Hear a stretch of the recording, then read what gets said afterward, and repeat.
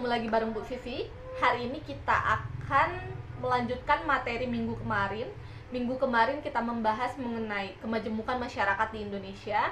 Hari ini kita akan membahas apa aja sih unsur-unsur kemajemukan dalam masyarakat itu. Unsur-unsur kemajemukan dalam masyarakat ini akan menjadi pembeda antara masyarakat yang satu dengan masyarakat yang lain. Unsur-unsur pembeda ini biasanya dibagi menjadi 3. Yang pertama ada ciri fisik, yang kedua ada ciri sosial, dan yang ketiga ada ciri budaya. Membahas mengenai ciri fisik, sedikit disinggung pada minggu kemarin bahwa yang membedakan antara manusia yang satu dengan manusia yang lain tentu salah satunya adalah ciri fisik. Ciri fisik ini apa aja? Seperti perbedaan bentuk wajah, perbedaan bentuk rambut, perbedaan warna kulit, perbedaan tinggi badan, dan lain-lain sebagainya. Ternyata salah satu faktor yang menyebabkan terjadinya atau terciptanya perbedaan fisik antara manusia yang satu dengan manusia yang lain adalah keturunan dan makanan. Makanan juga ternyata berpengaruh dalam terciptanya perbedaan atau terciptanya ciri fisik pada manusia. Kenapa kok bisa kayak gitu, Bu? Kita ambil contoh bangsa Indian, karena di sana beriklim dingin, maka orang-orangnya banyak mengkonsumsi lemak hewan. Ternyata karena mereka banyak mengkonsumsi lemak hewan, hal itu menciptakan perbedaan warna kulit pada bangsa India. Makanya bangsa Indian orang-orangnya berkulit kuning. Berbeda lagi dengan masyarakat bangsa yang lain. Asupan makanan di dalam tubuh kita juga menciptakan perbedaan ciri fisik dalam diri manusia. Yang selanjutnya ada faktor keturunan. Yang membedakan ciri fisik manusia yang satu dengan manusia yang lain tentu saja salah satunya adalah faktor keturunan. Di dunia ini dapat digolongkan menjadi 4 ras golongan. Yang pertama adalah ras Kaukasoid. Ras Kaukasoid ini juga terbagi lagi menjadi 5 golongan yang ibu singkat sebagai nama Nordic Kaukasoid, Alpine Kaukasoid, Mediterranean Kaukasoid, Arabic Kaukasoid, dan Hindic Kaukasoid. Jadi kalau disingkat menjadi nama. Nordic Kaukasoid ini menurunkan bangsa Eropa Utara seperti Jerman, Swedia, Norwegia, Rusia, dan lain sebagainya. Yang kedua ada Alpine Kaukasoid. Alpine Kaukasoid ini menurunkan bangsa Eropa Barat seperti Belanda, Prancis, dan lain sebagainya. Nah, yang ketiga ada Mediterranean Kaukasoid. Mediterranean Kaukasoid ini menurunkan bangsa Eropa Selatan, Italia, Spanyol, Yunani. Yang keempat ada Arabic Kaukasoid. Arabic Kaukasoid ini menurunkan bangsa Arab seperti orang Arab, Aljazair, Mesir, Irak, dan lain-lain sebagainya. Dan yang terakhir ada Hindic Kaukasoid. Hindic Kaukasoid ini menurunkan bangsa India, Pakistan, Bangladesh, dan lain sebagainya.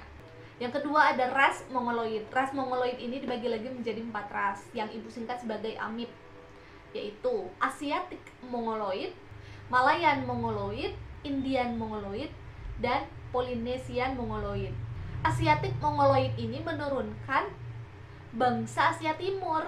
Mereka itu seperti orang-orang Tiongkok, Korea, Jepang, Cina, dan lain-lain sebagainya. Yang kedua ada Malayan Mongoloid. Malayan Mongoloid ini menurunkan bangsa Melayu. Bangsa Melayu itu ya seperti kita, Indonesia, Malaysia, Filipina, Thailand. Makanya teman-teman kalau misalkan sering menonton drama Thailand, mereka terlihat seperti orang Indonesia ya karena mereka garis keturunannya adalah garis keturunan ras Mongoloid. Yang selanjutnya ada Indian Mongoloid. Nah, Indian Mongoloid ini menurunkan bangsa Indian. Mereka itu dianggap sebagai bangsa asli benua Amerika. Yang terakhir ada Polynesian Mongoloid. Nah, Polynesian Mongoloid ini menurunkan bangsa Pasifik Selatan. Mereka itu seperti orang-orang Hawaii, orang-orang Fiji, orang-orang Vanuatu, dan lain-lain sebagainya. Yang ketiga ada ras Negroid. Ras Negroid ini dibagi lagi menjadi 2. Ada ras Afrika Negroid dan ras Australian Negroid. Nah, yang ini agak gampang karena ras Afrika Negroid ini menurunkan bangsa Afrika, sedangkan ras Australian Negroid ini menurunkan bangsa Australia. Lalu yang keempat, yang terakhir adalah ras khusus. Nah, ras khusus ini ternyata ditemukan karena mereka memiliki ciri fisik yang berbeda daripada yang lainnya, seperti ras Vedoid di Sulawesi, atau ras Dravida di India, atau ras Ainu di Jepang. Yang selanjutnya kita akan membahas mengenai ciri sosial masyarakat majemuk. Ciri sosial masyarakat majemuk ini adalah proses pembentukan kelompok-kelompok sosial. Jadi, ciri-ciri sosial ini akan menciptakan pembeda antara kelompok masyarakat yang satu dengan kelompok masyarakat yang lain. Nah, biasanya dilihat dari garis kekerabatan. Ada 3 garis kekerabatan yang akan Ibu bahas pada kesempatan kali ini. Yang pertama adalah garis kekerabatan matrilineal, yang kedua adalah garis kekerabatan patrilineal, yang ketiga adalah garis kekerabatan bilenial. Yang pertama, garis kekerabatan matrilineal. Garis kekerabatan matrilineal ini adalah garis keturunan yang diambil dari garis keturunan ibu. Masyarakat matrilineal ini perempuan yang lebih dominan, kaum ibu yang lebih dominan, kaum perempuan yang lebih dominan. Hal ini terlihat daripada hak waris. Perempuan akan mendapatkan hak waris lebih banyak daripada laki-laki. Atau dilihat daripada marga. Jadi marga yang diambil untuk anak perempuan adalah diambil dari marga ibu. Garis keturunan matrilineal ini biasanya yang melamar ketika akan melakukan prosesi pernikahan itu perempuan. Nah, contoh daripada garis keturunan matrilineal yang ada di Indonesia yaitu suku Minangkabau yang ada di Sumatera Barat. Yang kedua ada garis keturunan patrilineal. Garis keturunan patrilineal ini diambil dari garis keturunan bapak. Nah, pihak bapak lah yang lebih dominan, pihak laki-laki yang lebih dominan. Marga anak pun, mau perempuan atau laki-laki, diambil dari marga bapak. Hal ini juga terlihat dari hak waris. Laki-laki mendapatkan hak waris lebih besar daripada perempuan. Contoh garis keturunan patrilineal yang ada di Indonesia itu seperti Batak, Minahasa, Ambon, dan lain sebagainya. Sedangkan yang ketiga adalah garis keturunan bilenial. Garis keturunan bilenial ini garis keturunan yang diambil dari bapak dan ibu. Tidak terlalu condong atau tidak terlalu mendominasi antara kedua belah pihak. Jadi garis keturunan bilenial ini garis keturunan yang diambil dari pihak bapak dan ibu. Seimbang. Salah satu contoh garis keturunan bilenial yang ada di Indonesia itu suku Sunda, Jawa, Bali, dan lain-lain sebagainya. Jadi mereka tidak ada yang mendominasi satu sama lain.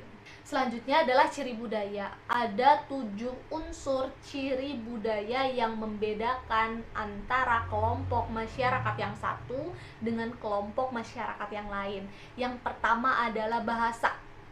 Bahasa tentu saja akan membedakan antara masyarakat satu dengan masyarakat yang lain. Salah satu bahasa yang menjadi pembeda adalah bahasa lokal. Kalau di Indonesia ada bahasa Sunda, ada bahasa Jawa, ada bahasa Madura, dan lain-lain sebagainya. Karena kan Indonesia adalah negara kepulauan, makanya bahasanya pun, bahasa lokalnya pun menjadi banyak. Yang kedua ada kesenian. Kesenian ini akan membedakan antara masyarakat satu dengan masyarakat yang lain. Biasanya di dalam kesenian ini yang menjadi pembeda adalah bentuk bangunan rumah, lagu daerah, seni bangunan, seni merias wajah, pakaian, dan lain sebagainya. Yang ketiga ada religi. Di Indonesia ada 6 agama yang diakui oleh pemerintah.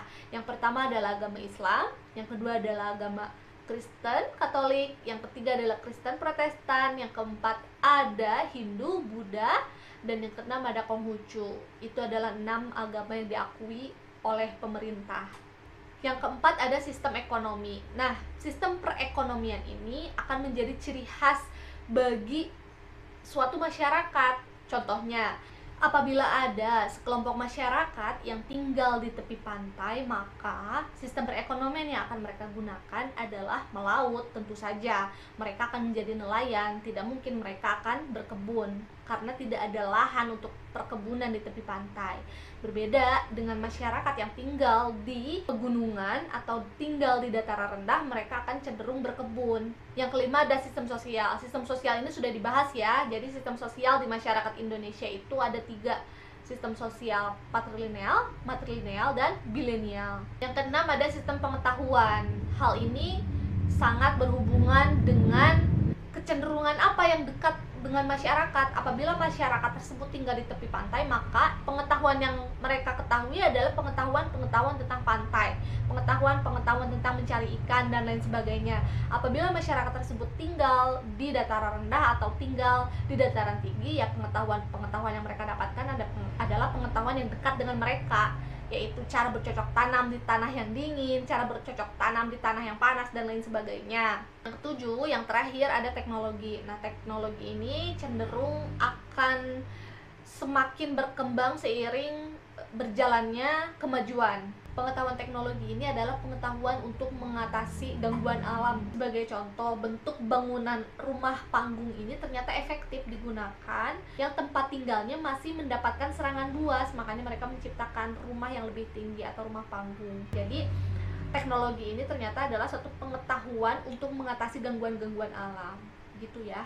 Mungkin cukup sekian yang dapat Ibu sampaikan. Sampai berjumpa lagi minggu depan ya.